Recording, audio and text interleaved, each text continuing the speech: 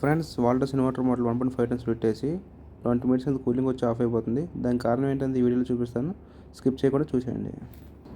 ఇది వాల్టస్ 1.5 టన్స్ పెట్టేసి inverter model. ఇది కంప్లైంట్ వచ్చేసరికి 20 మినిట్స్ కూలింగ్ అనేది వచ్చి ఆఫ్ అయిపోతుంది.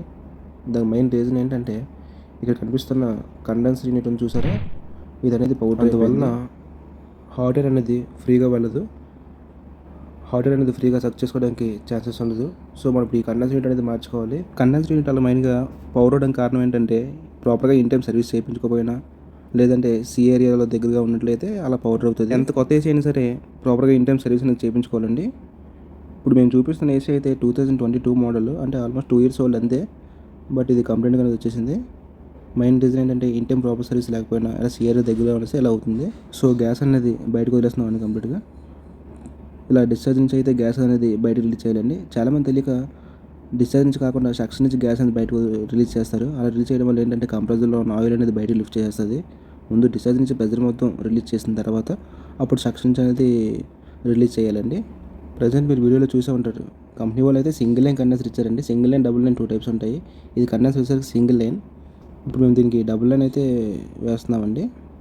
సింగిల్ లైన్ కండెన్సర్స్ అయితే కొంచెం త్వరగా డ్యామేజ్ అయ్యడానికి ఛాన్సెస్ ఉంటాయండి. ఇంకా సింగిల్ లైన్ కండెన్సర్కి డబుల్ లైన్ కండెన్సర్కి తేడా ఏంటంటే, డబుల్ లైన్ కండెన్సర్ అయినట్లయితే కంప్రెసర్ యొక్క లైఫ్ అనేది ఎక్కువ రోజులు ఉంటుందండి. డబుల్ లైన్ కండెన్సర్ అయినట్లయితే హీటర్ అనేది ఫ్రీగా పోతుంది. డబుల్ లైన్ కండెన్సర్కి అయితే ఇది వచ్చేసరికి కంప్రెసర్ పైన మ్యాట్ అండి, అంటే బయటికి నాయిస్ అనేది రాకుండా ఉండడం కోసం, సౌండ్ ప్రూఫ్ కోసం, ఇంకా ఆ పైప్స్ అనేది ఉదానికి టచ్ కాకుండా ఉండడం కోసం ఈ మ్యాట్ అనేది వాడతారు. మెయిన్ రీజన్ ఏంటంటే సౌండ్ అనేది బయటికి రాకుండా ఉండడం కోసం, కంప్రెసర్ నుంచి వచ్చే వైబ్రేషన్స్ బయటకు రాకుండా ఉండడం కోసం మ్యాట్ అనేది యూస్ చేస్తారండి. ఇదైతే 100% ప్రూఫ్ అండి. బట్ దీనివల్ల మెయిన్ డిసెంట్రీస్ కూడా ఉందండి.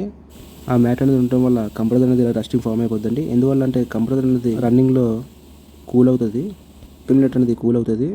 సో అందులో వాటర్ అనేది స్టోరేజ్ ఉండి కంప్రెసర్ అనేది రస్టింగ్ అనేది ఫామ్ అయ్యే ఛాన్స్ ఎక్కువ ఉంటాయి, 100లో 80%. సో ఎనీవే ఇప్పుడు మా దగ్గర అయితే డబుల్ లైన్ కండెన్సర్ అనేది ఉన్నది, పాతది. సేమ్ ఒరిజినల్ కండెన్సర్ అని చెప్పి ఇది వేస్తున్నాము, కొత్తది కాకుండా. ఆల్రెడీ పాతది ఉందని చెప్పి పాతది వేస్తున్నాము. ఇది వచ్చేసరికి అయితే డబుల్ లైన్ కండెన్సర్. ముందుగా మేము కట్ చేసిన బ్రేజింగ్ని అయితే బయట రిమూవ్ చేస్తున్నాము. చెప్పడానికి సింపుల్గా ఉన్నా సరే ఓన్లీ కండెన్సర్ మాత్రమే కదా అంటారు, కానీ అది మార్చాలంటే మాత్రం చాలా ఎక్కువ టైం తీసుకుంటుందండి. ఆల్మోస్ట్ ఒక 2 hours వరకు తీసుకుంటుంది. అంటే కంప్లీట్గా అది రిమూవ్ చేసి వేరే కండెన్సర్ ఫిక్స్ చేసి వ్యాక్యూమ్ ఏమైనా చేయాలి కదండి. సో ఇప్పుడు కండెన్సర్ మార్చేటప్పుడు 2 బ్రేజింగ్స్ అయితే పడతాయండి. ఒకటి క్యాపిలరీ దగ్గర, ఇంకోటి డిశ్చార్జ్ దగ్గర. ఈ 2 బ్రేజింగ్స్ కూడా చాలా ప్రాపర్గా నీట్గా చేసుకోవాలి, లేదంటే ఇక్కడ గ్యాస్ లీక్ అయ్యే ఛాన్సెస్ ఉంటాయి. అయితే ఆల్రెడీ బ్రేజింగ్ చేయడం జరిగింది. ఇది వచ్చేసరికి డిశ్చార్జ్ చేస్తున్నాము. బ్రేజింగ్ చేసుకునేటప్పుడు ఎప్పుడు కూడా చాలా స్మూత్గా ఉండాలండి. అంటే అక్కడ పైన వచ్చే ఫినిషింగ్ అనేది చాలా స్మూత్గా ఉండాలి, గజ్జిగా కాకుండా. ఎందుకంటే మనకి లీకేజ్ వచ్చే ఛాన్సెస్ ఉంటాయి అన్నమాట ఇక్కడ.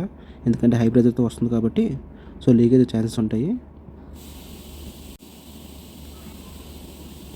సో స్టెప్ బై స్టెప్ చాలా స్మూత్గా అనేది చేసుకోవాలండి, లేదంటే మళ్ళీ స్టార్టింగ్ నుంచి చేయవలసి ఉంటుంది.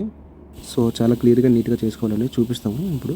బ్రేజింగ్ చేసేటప్పుడు అనేది ఆ బ్రేజింగ్ రాడ్స్ ఎక్కువగా పెట్టకూడదండి, ప్రాపర్గా చూసుకుంటూ చేయాలి. లేదంటే అయితే ఆ బ్రేజింగ్ అనేది లోపలికి వెళ్ళిపోయి బ్లాక్ అయిపోయే ఛాన్సెస్ ఎక్కువ ఉంటాయి. సో దానికి ఎంత రిక్వైర్మెంట్ అయితే ఉందో అంతవరకు మాత్రం బ్రేజింగ్ పెట్టాలి. బ్రేజింగ్ కంప్లీట్ అయిపోయిన తర్వాత వ్యాక్యూమ్ అయితే కంపల్సరీ చేసుకోవాలండి. ఎందుకంటే లోపల స్మోక్ అనేది ఉంటుంది, అది గ్యాస్తో మిక్స్ అయిపోతుంది. నేను ఇక్కడ ఈ వీడియోలో చూపించడానికి కావలేదు, అది నెక్స్ట్ వీడియో చూపిస్తాము వ్యాక్యూమ్ అనేది ఎలా చేస్తాం అనేది. ఫైనల్గా 2 వైపులు బ్రేజింగ్ అయితే అయిపోయిందండి. ఎలా వచ్చింది బ్రేజింగ్, సక్సెస్ఫుల్గా కండెన్సర్ అయితే మార్చడం జరిగిందండి. ఇలా మరిన్ని టెక్నికల్ వీడియో కోసం ఛానల్ అయితే సబ్స్క్రైబ్ చేసుకోండి. ఇంకా ఇన్స్టాగ్రామ్ పేజ్ ఫాలో అవ్వండి. Thank you guys.